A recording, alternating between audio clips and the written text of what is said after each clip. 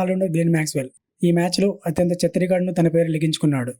విషయం ఏంటంటే ఈ టోర్నీలో భాగంగా అహ్మదాబాద్ వేదికగా గుజరాత్ టైటాన్స్తో జరుగుతున్న మ్యాచ్లో గ్లెన్ మ్యాక్స్వెల్ గోల్డెన్ డకౌట్గా వెనుదిరిగాడు. స్పిన్నర్ సాయి కిషోర్ బౌలింగ్లో రివర్స్ స్వీప్ ప్రయత్నించి వికెట్ల ముందు దొరికిపోయాడు మ్యాక్స్వెల్.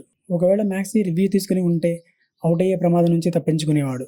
ఎందుకంటే బంతి రీప్లేలో వికెట్లను మిస్ అవుతున్నట్లు కనిపించింది. తర్వాత డకౌట్ నుంచి రీప్లే చూసిన మ్యాక్సీ కూడా షాక్ అయ్యాడు. ఐపీఎల్లో అత్యధిక డకౌట్లో అయిన ఆటగాడిగా మ్యాక్స్వెల్ నిలిచాడు. ఇక ఈ మ్యాచ్లో డకౌట్ అయిన మ్యాక్స్వెల్ అత్యంత చెత్త రికార్డును తన పేరు లిఖించుకున్నాడు. ఐపీఎల్లో ఇప్పటివరకు 19 సార్లు డకౌట్ అయ్యాడు. ఇంతకుముందు ఈ చెత్త రికార్డు సాధించిన జాబితాలో రోహిత్ శర్మ 18, దినేష్ కార్తిక్ 18తో కలిసి మ్యాక్సీ సంయుక్తంగా ఉన్నాడు.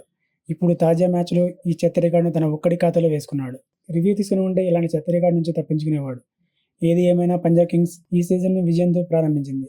నెక్స్ట్ మ్యాచ్ ఏప్రిల్ 1న లక్నో సూపర్ కింగ్స్తో భారతరత్న శ్రీ అటల్ బిహారీ వాజ్పేయి ఏక్నాథ్ క్రికెట్ స్టేడియం లక్నోలో తలపడనుంది.